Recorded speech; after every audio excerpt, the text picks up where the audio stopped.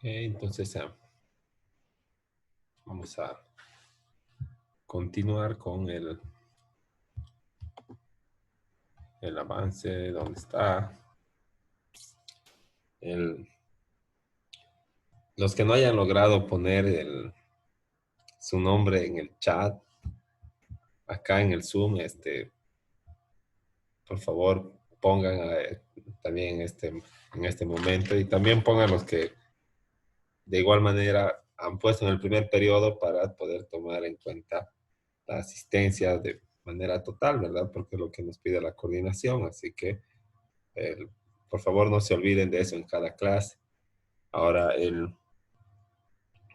antes de continuar, creo que estamos un poquito más atrás. El, eh, en cuanto a la prueba diagnóstica que tenemos que hacer, como es costumbre cada semestre en la universidad, el- la estamos realizando por intermedio, no de la plataforma de Moodle, porque aún a muchos todavía se les está generando el usuario y contraseña y otros aspectos de carácter técnico, ¿no? Entonces, lo vamos a hacer por un documento de Google que se llama Google Forms, ¿no? Entonces, para que yo les pueda hacer llegar a sus correos en la prueba diagnóstica, que es como una encuesta de unas 5 o 6 preguntitas, ¿verdad? Que de selección múltiple.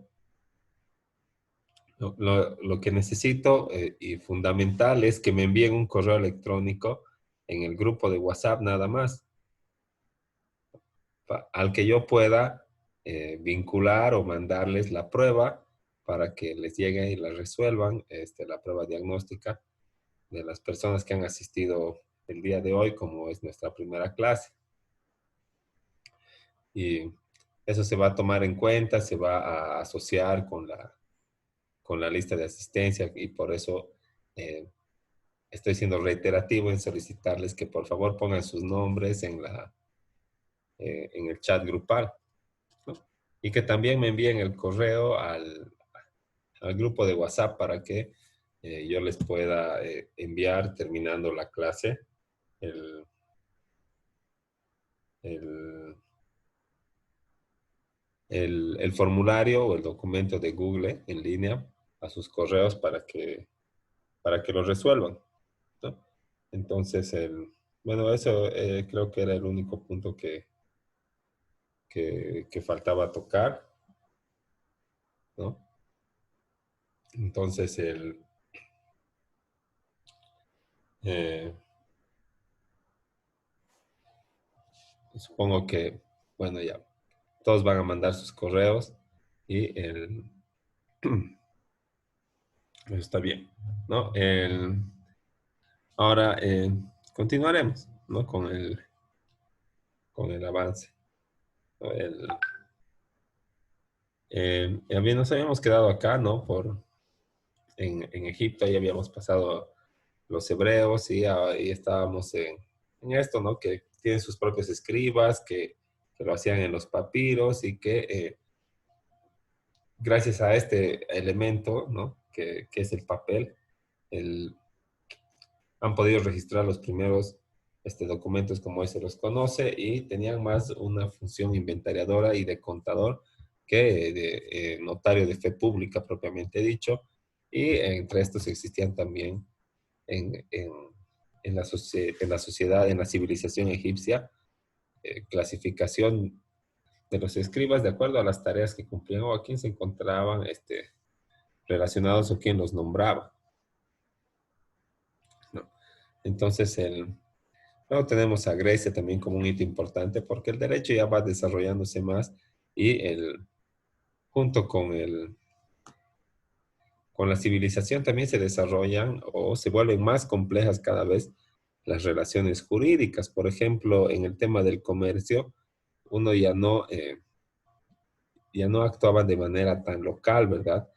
Ya actuaban con otras comunidades de manera internacional, con, con barcos, ¿verdad? Con algunos contratos.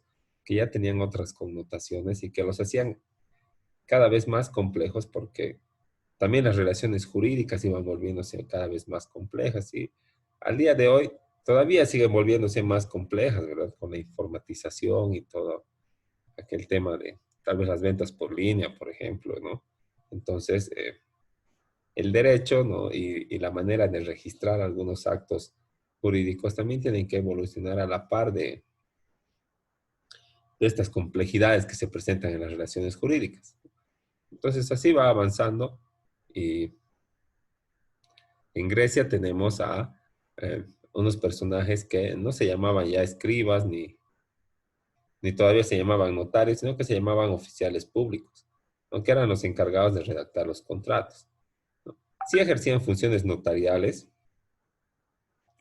el, registraban los contratos entre los particulares y también las convenciones internacionales, ¿no? Como les decía, del comercio internacional. Entonces ya se iba moldeando el, la función notarial como la conocemos hoy, ¿no? En torno siempre a los contratos o a las convenciones entre los particulares, sobre todo, pero también las convenciones internacionales y las que tenían que ver con el Estado, ¿no? Y por eso había clasificaciones de estos funcionarios, ¿no? Luego está la sociedad romana o la civilización romana, y aquí se retoma, ¿verdad?, a los escribas, el término, y había diferentes clases de escribas o de funcionarios que estaban a cargo del registro, de la redacción y del archivo de los documentos, los contratos, las convenciones y las actas, ¿no? Entonces, los escribas tenían la tarea de acompañar a los pretores. Entonces, lo que hacían era ir a dejar documentos, decretos, cobrar impuestos, ¿verdad? Y de todo eso tomaban registro, ¿verdad? Y también emitían esos, o redactaban y entregaban esos decretos. Y la función era extender estas actas, escribir los decretos y custodiar los archivos que daban cuenta de toda la función que se había realizado acompañando al pretor romano. El- en la civilización romana, ¿no? Estos escribas eh, carecían de facultades de autenticación, ¿no? El- porque no representaban al Estado, ya que existían funcionarios que se encargaban de estos registros o de estas funciones, ¿no? Que bien podían ser públicos o podían ser privados. Entonces, no podía otorgarse la facultad de autenticación o de otorgar fe pública, y por efecto el documento tendría que tener otro valor y un carácter probatorio con un peso significativo para algún proceso que se pueda instaurar, ¿no? Entonces, como no todos los funcionarios eran nombrados por el rey o por el Estado, entonces no podía darse esta figura de la facultad de autenticación o de administrar la fe pública por cuenta del Estado. Entre los funcionarios que cumplían que, ejer- que, que ejercían estas tareas, ¿no? En la civilización romana tenemos al escriba, que acompañaba a los pretores, como ya habíamos señalado, extendía actas y documentos. Luego está el notari, que captaba la exposición oral de un tercero y la plasmaba en un escrito, o sea, le daba forma legal y también agregaba las formalidades de ley. Así que, o sea, redactaba un documento en el fondo y en la forma, ¿no? De acuerdo a lo que expresaban la voluntad de las partes de manera verbal. Entonces ya van esbozándose el ejercicio de las funciones notariales, o van desarrollándose, ¿no? Más, cada vez más, y logrando la autonomía y la especialización que ha merecido en esta época, ¿verdad? Que en la materia notarial ya tiene sus propias leyes, eh, tiene su propio régimen, tiene su propio ente jerárquico y tiene eh, también en el tema académico una, tiene especialidades y maestrías que se pueden tomar exclusivamente en derecho notarial debido al desarrollo que ha tenido en el transcurso del tiempo la materia y que está reservada dentro del sistema jurídico o dentro del sistema notarial que nosotros tenemos solamente para los abogados de profesión. Entonces es un punto a favor y una buena opción para poder ejercer la abogacía desde la práctica notarial. No, luego bueno, como un tercer funcionario en la civilización romana, están los tabularios que nacen por decreto del príncipe y archivaban documentos privados, desempeñaban funciones de censo y además otorgaban fe pública, o sea que los actos que presenciaban eran considerados este, auténticos o legítimos por su presencia porque ministraban fe pública. Así que ellos sí eran nombrados por una autoridad que tenía la atribución para hacerlo. Entonces, esos son los antecesores de los notarios, pero ya viniendo a este lado del mundo, ¿verdad? También existen figuras o personajes que, eh, que se asemejan al ejercicio de la función notarial en, en nuestras propias civilizaciones antiguas, en nuestros antecedentes históricos como Sudamérica o Latinoamérica, ¿no? Entonces, ya dejando de lado las civilizaciones estudiadas, ¿no? Y yendo o viniendo a este lado, ¿no? En Sudamérica, se puede evidenciar antes de la colonización la existencia de un personaje que se denominaba el Quipu Camayoc, ¿no? Y este Quipu Camayoc lo que hacía, ¿no? Este de aquí, ¿no? Lo que hacía o la función que cumplía era ser el encargado de registrar en sus quipus todos los actos del Inca y llevar el control de las reservas y por ejemplo, cuántos iban a la guerra, cuántos volvían, ¿no? Todo lo que era importante en aquel tiempo para la administración del imperio, así de incaico, ¿no? Entonces, en este Quipu Camayoc registraba en sus quipus, ¿no? El personaje es el Quipu Camayoc y el quipu es eh, es una palabra en quechua que significa nudo o lazo y que en la práctica era como una cuenta, ¿verdad? Un lazo, un elemento técnico compuesto de varias cuerdas de lana y de diversos colores que se anudaban de diferentes maneras y a diferentes distancias, ¿no? Entonces, cada uno de los colores y cada forma del nudo y de acuerdo a las distancias que tenía entre nudo y nudo, entonces eh, significaba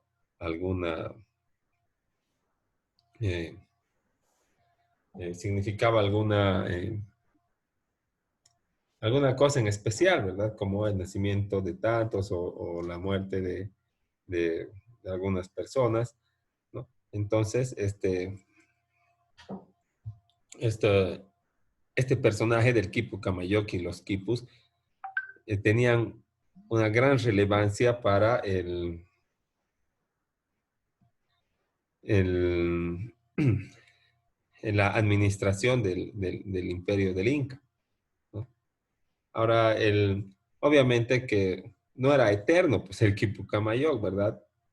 Había varios que le sucedían cuando dejaba de cumplir sus funciones. Entonces, el- la técnica, ¿verdad? No podía ser empírica porque eh, había que poder interpretar los quipus que habían dejado o que habían sido realizados por sus antecesores. Y por ello necesitaban una educación más bien académica más que empírica, ¿no? Porque si fuera empírica, cada uno le pone el significado que le da la gana al nudito que quiere y nadie puede interpretar el, el quipus que ya existía. Entonces, esto lleva a la necesidad de un establecimiento de educación que en esa época se llamaba el Yachayhuasi, ¿no? Existe una biblioteca que se llama Yachayhuasi también, ¿verdad? Acá, y es la casa del saber o la casa de la enseñanza, ¿no? Que entre otras cosas instruía a los futuros Quipucamayoc para poder elaborar e interpretar, además de leer los quipus que ya habían sido elaborados por sus antecesores, ¿no? Entonces, existen algunos historiadores que señalan que por ello los quipus, bueno, las razones que están expuestos, los quipus son un verdadero método de escritura y lectura y registro para que dan cuenta de la administración del imperio, pero otros señalan que no es eh, un elemento de escritura porque no puede, eh, por ejemplo, escribirse un relato en los quipus, ¿no? Y bueno, son teorías que se manejan, ¿verdad? Y otros señalan que el, existía otro tipo de escritura que no era el quipus, sino que se denominaba la quilca, ¿no? Y esta quilca era em, un tipo de escritura, ¿no? Que difería de los quipus, pero no era utilizada pues para las funciones notariales, ¿no? Sino que el personaje que más se asemeja al notario en nuestro medio es el quipu camayo, y en el ejercicio de sus funciones utilizaba los quipus nada más para sus registros, ¿no? Entonces, se hacía muy dificultoso, obviamente, como pueden deducir el registro, sin tener un alfabeto y un elemento físico como el papel y la tinta para poder registrar, ¿no? Entonces, ahí estaban más avanzados en en el otro mundo también, ¿no? Como en todo. Así que el, ya con la colonización y todo, el, el, y todo lo que conlleva a esa época, ¿no? Se pueden destacar en, en esta, podríamos llamarlo época moderna, ¿no?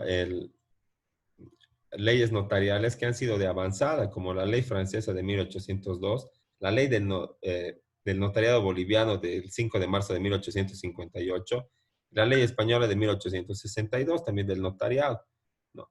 Con especial referencia a la ley del notariado de Bolivia del 5 de marzo de 1858, esta es la ley que ha estado en vigencia hasta que se ha puesto en vigencia la ley, eh, la 483, que es la que eh, con la que ahora se practica la función notarial, o sea, la que está en actual vigencia.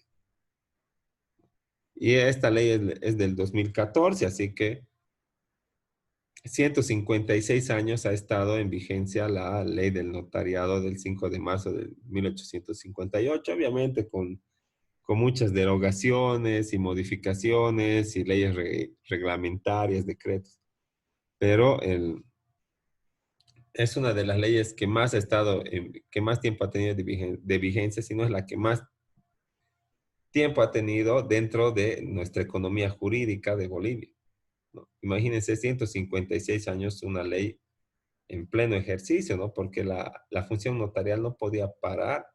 Todos los días hay negocios con consecuencias jurídicas que tienen que ser registrados en la notaría, ¿no? Entonces, esta ley, ¿no? Tiene una eh, marca un hito, ¿verdad?, en la práctica notarial boliviana, porque antes de esta ley, lo que se usaban las instituciones españolas nada más, ¿no? Porque al día siguiente de liberarnos y fundar la República, no pueden pues, aparecer por arte de magia las leyes y las instituciones de la nueva república o del nuevo Estado, ¿no? Y, pero tiene que funcionar la administración, así que tenemos que tomar nomás las cosas que existen, y esas cosas que existían eran las leyes españolas y las instituciones españolas. Y ya en 1858, ¿verdad? Muchos años después de 1825, se establece la primera ley del notariado boliviano. Y esta dura 156 años hasta el 2014. Así que es una, ha sido una ley en su momento pues de avanzada, ¿no? El, bueno, pero para cerrar esto, ¿no? En el periodo preincario, para algunos ya existían notarios, pero en el derecho peruano, ¿no? Y siempre se aplicaba el, la ley española, ¿no? En todo este periodo de la colonia. Y es así que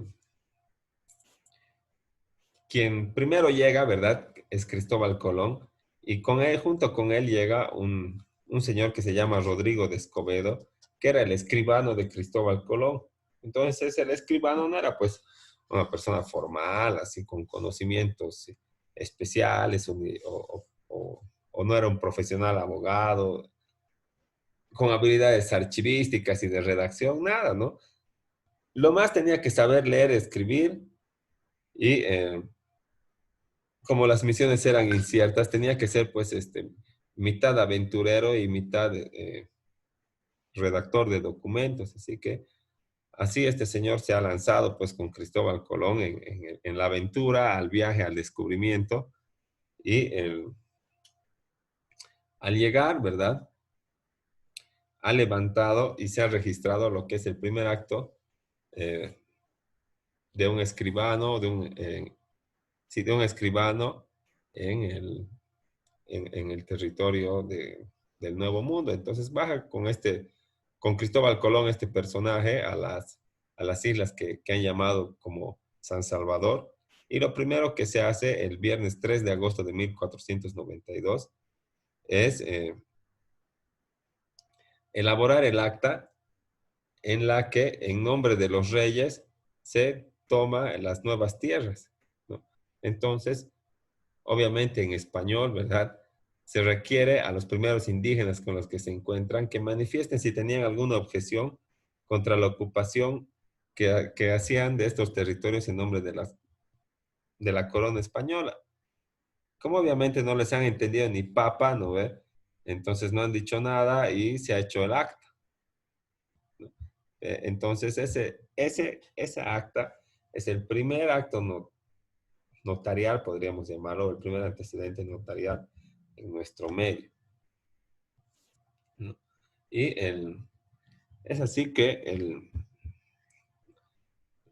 como hemos ido viendo la evolución de la práctica notarial en diferentes civilizaciones, ¿no? Esta evolución puede dividirse en tres etapas de la historia del notariado que son plenamente identificables, ¿no? Que es la etapa prenotarial o antigua, la etapa evolutiva y la etapa del notariado moderno, ¿no? En en la época prenotarial o antigua, ¿no? La, en las primeras figuras, ¿no? Cumplen algunas funciones, pero recién está esbozándose la figura o el ejercicio de la función notarial, más allá de la denominación que pueda dársele. Así que existe el surgimiento de las convenciones escritas, ¿no? Luego de las figuras que registraban algunos contratos, pero primeramente solo del Estado, ¿no? Luego surgen a las figuras privadas que ya hemos revisado, que empezaban con conocimiento de la ley y de las costumbres a registrar las convenciones entre los privados, pero que carecían de fe pública porque no eran autorizados aún por el Estado y todo lo que ya hemos revisado en las anteriores diapositivas, ¿no? En, en esta época prenotarial es justo ahí cuando se sustituyen los contratos verbales por expresión escrita, ¿no? Y destaca la figura del escriba, como una clase especial de funcionario con una cultura general y conocimientos que lo distinguían del resto de los ciudadanos. Y si bien no pertenecía a la élite, ¿verdad? ¿No? Pero tenía una posición privilegiada gracias a sus conocimientos y sus habilidades en el arte de leer y escribir e interpretar o dar eh, tinte legal a la voluntad de las partes. Entonces, estos privilegios le aseguraban consideraciones especiales, ¿no? Y esta época prenotarial abarca a las civilizaciones hebrea, egipcia, Grecia y Roma, como ya habíamos venido revisando, por lo que no merece entrar en más detalle en esta diapositiva, ¿verdad? Luego está la época evolutiva, ¿no? Y de esta época no se tienen muchos registros porque el Imperio Romano cae y se destruyen la mayoría de sus registros y de sus bibliotecas, así que no existe mucha certeza de esto, ¿no? Pero de lo que sí existe certeza es que en esa época, ¿no? La religión católica más que nada estaba en su apogeo y el, un sacerdote, un representante de la iglesia, era considerado como eh, portador de la moral, ¿verdad? Y representante de Dios, así que gozaba de total confianza y se suponía que hacía las cosas de manera imparcial, ¿no? Entonces, debido eh, a estas facultades, entre comillas, que se les atribuía a los representantes de la iglesia o de la religión, ¿no? Se les ha otorgado a estos, ¿no? A los sacerdotes, a los frailes, el desempeño de las funciones notariales. Entonces, en esta época evolutiva, son los religiosos los que están a cargo de la elaboración de los documentos notariales, de las actas, de los registros y de la redacción de algunos contratos. Así que en esta época, ¿no? Como ya hemos dicho, a medida de que va haciéndose más complejas las relaciones jurídicas, también la función del notario se va tornando más completa y también más clara y legitimadora, además de que aconseja y autentica, lo que quiere decir que aparte de solamente guardar un registro, poner su firma y que eh, sea considerado como legítimo el documento, ¿no? También tenía que interpretar la voluntad de las partes y darles un carácter legal para que sea pues auténtico, ¿no? Que no tenga un objeto ilegal, por ejemplo.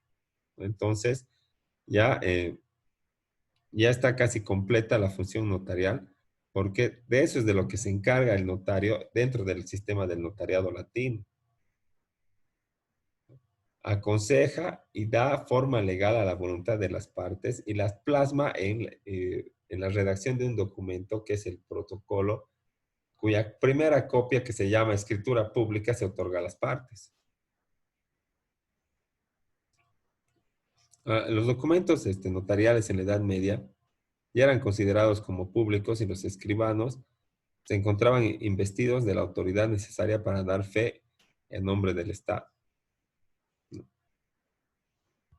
A diferencia del periodo anterior, en el que no tenían en muchas eh, de las oportunidades, no tenían la facultad de otorgar fe pública o de representar al Estado, porque no tenían la autorización por cuenta de una autoridad que tenga la atribución para ministrarles esa función, sino que, como hemos dicho, había funcionarios, lo único que se necesitaba era saber leer, dominar el arte de leer, escribir, interpretar.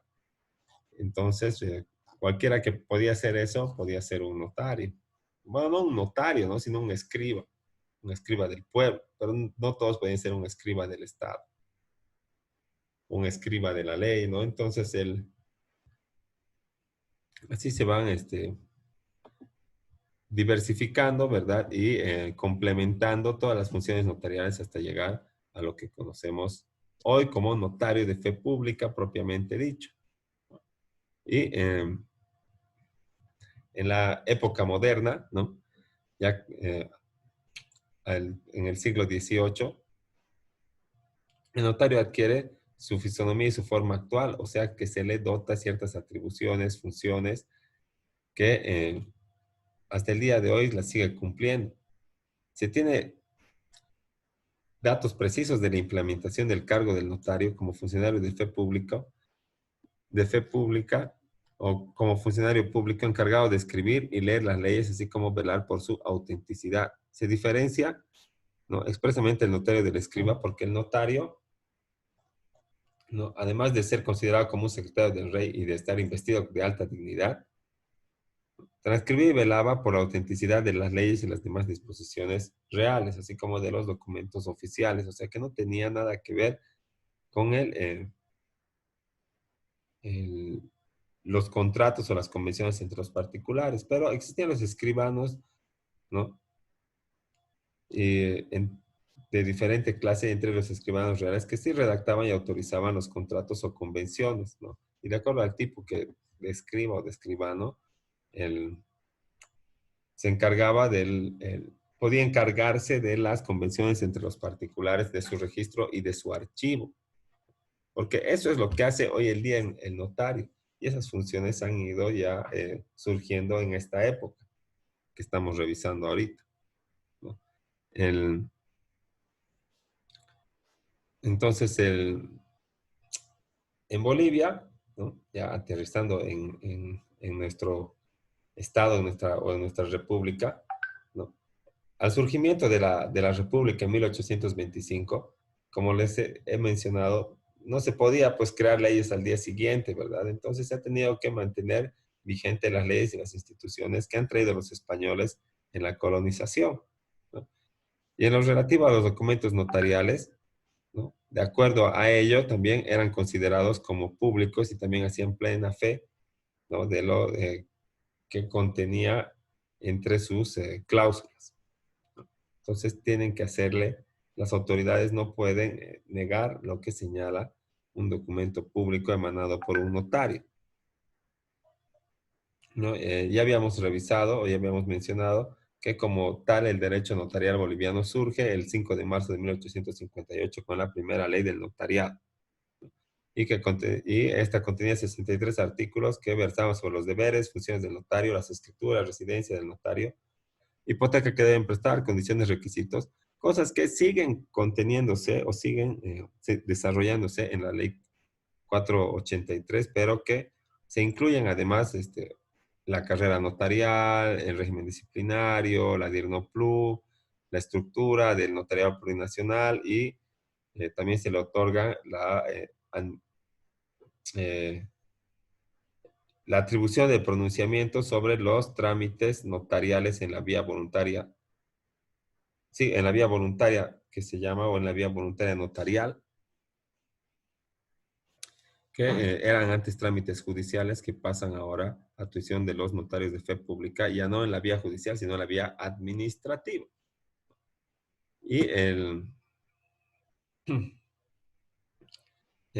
bueno, al igual que en la ley 483 desde 1858, se ha destacado la importancia, la delicadeza y la trascendencia social de la función notarial y que estas esta tarea debe estar en manos o sobre los hombros de profesionales probos y destacados del derecho con un grado alto de honestidad y rectitud para autorizar todos los actos y contratos, ¿no? Ahora, bueno, este alto grado de honestidad y rectitud se comprueba pues con el REHAB, el certificado de antecedentes judiciales, el CIPASE, ¿verdad? Y la solvencia tributaria y otros que son necesarios a la hora de postularse al examen de suficiencia para ser notario de fe pública, ¿no? Ya se nos está acabando el tiempo otra vez, entonces vamos a quedar ahí. Les voy a pasar más rato o hasta mañana antes de la clase las diapositivas y el documento de Word para que vayan haciendo ya la tarea que vamos a entregarla el siguiente viernes como hoy, pues. ¿no? Mañana más acabaremos de avanzar esto. No falta mucho, tal vez iniciamos el tema 2, pero ya les voy a compartir estas diapositivas y la tarea, ¿no? Para ir empezando a acumular nota. Entonces, ojalá que no se hayan olvidado poner su nombre en el chat grupal y, les, y también mándenme su correo para que yo les comparta o les envíe el formulario de la evaluación diagnóstica de la materia. Entonces, por lo demás, cualquier duda, eh, nos comunicamos por el WhatsApp. Así que nos vemos mañana a las 8:30 para nuestra segunda clase. Hasta luego. Hasta luego, doctor. Gracias. Hasta luego, Hasta mañana, doctor. licenciado. Hasta luego, doctor.